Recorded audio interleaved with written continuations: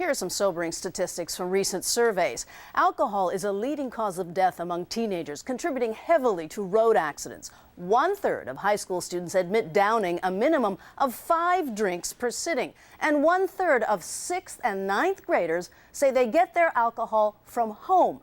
Sometimes it's parents who are providing the booze. Should they be penalized? That's tonight's Weekend Journal.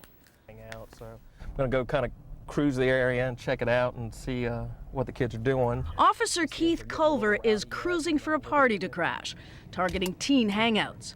You're 15, right? Yeah. Yeah, I got to call your parents. Culver and a team of police officers spend nights on patrol in Henrico County, Virginia, often in residential areas because a lot of parties are at kids' homes.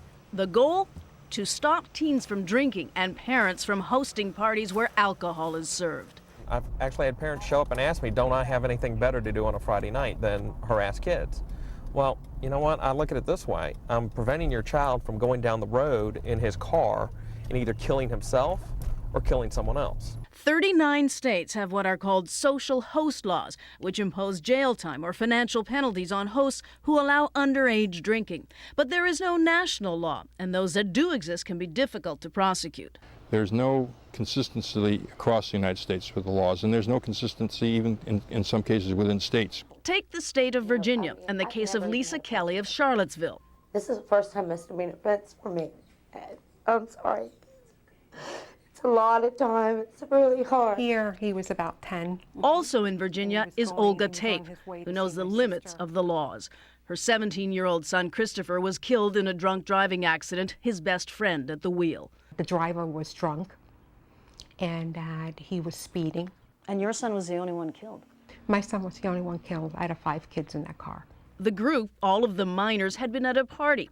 Tape says police wanted to prosecute the driver of the car, but not the parents who hosted the event.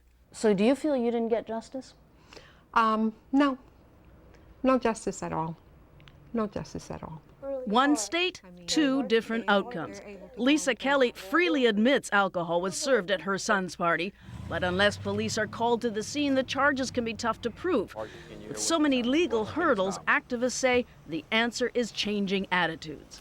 The answer is in the culture, and it's in getting parents to accept their responsibility, understand the consequences, understand the dangers. Surveys show the most common source of alcohol for underage drinkers is their own home. And until parents realize it, 10-4. They're southbound on Gaskins. Officer Culver will still be out there looking for a party. And I always ask the parents, I said, which would you rather have? A phone call from me saying to come pick him up because he's intoxicated, or me showing up at your front door with a police chaplain saying, is this your car? Is this your son wrapped around this tree? The Surgeon General has now called for holding parents accountable for underage drinking at house parties, even if the parents are not.